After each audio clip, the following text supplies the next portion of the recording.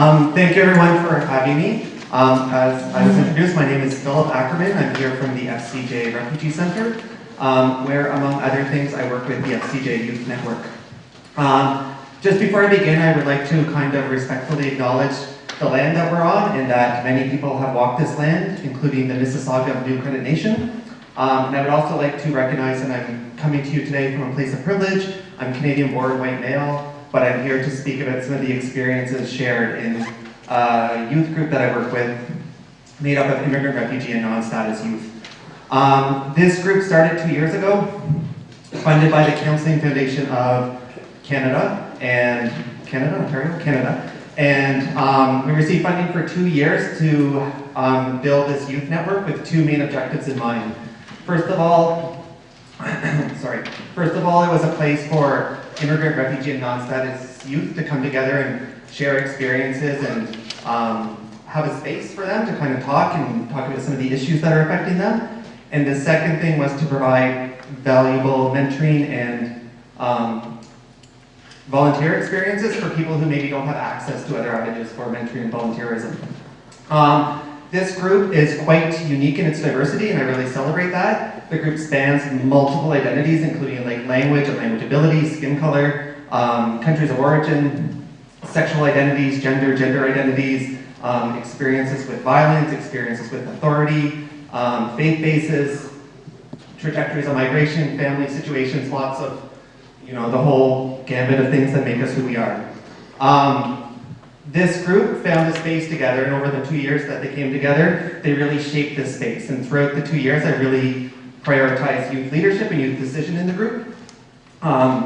This group, so the space that they made, and there's a lot of autonomy in that group, the space that they created was a space to share their experiences, discuss barriers, strategize responses, and most importantly maybe is celebrate their resilience.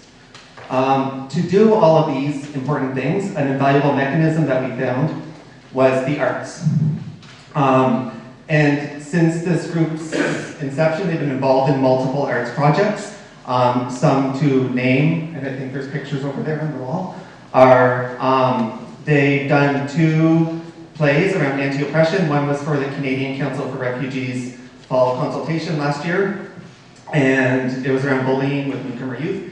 And they did another one for the Downtown Local Immigration Partnership Super Youth Night they had at the 519 Community Center.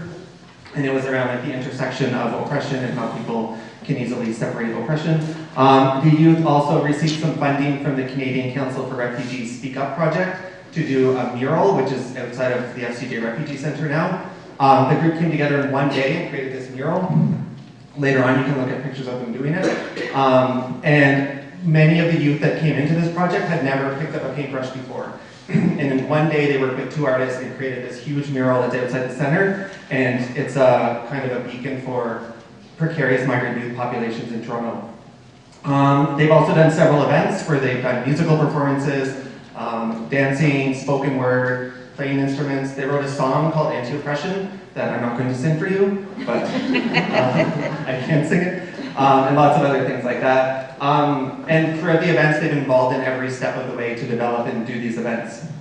To do this, collaboration was really important because we had to work with lots of other communities, and as was said in the opening, that we can't do this alone. And so to achieve all these goals, we needed to work with other community organizations. We worked a lot with the St. Clair Parish Church, which is around the corner from us. They're really generous with the space. And I guess just to finish off, what I would say is most inspiring about all this work we did is how we found that arts can transcend difference. And that all these youth from so many different backgrounds come together with different perceptions, different experiences, different biases, and they're able to find commonalities and share their experiences through the arts, which is a really important tool for them, and a really important tool for them to find their voice in Canada, where they often don't have options to do that. I think that's all I want to say.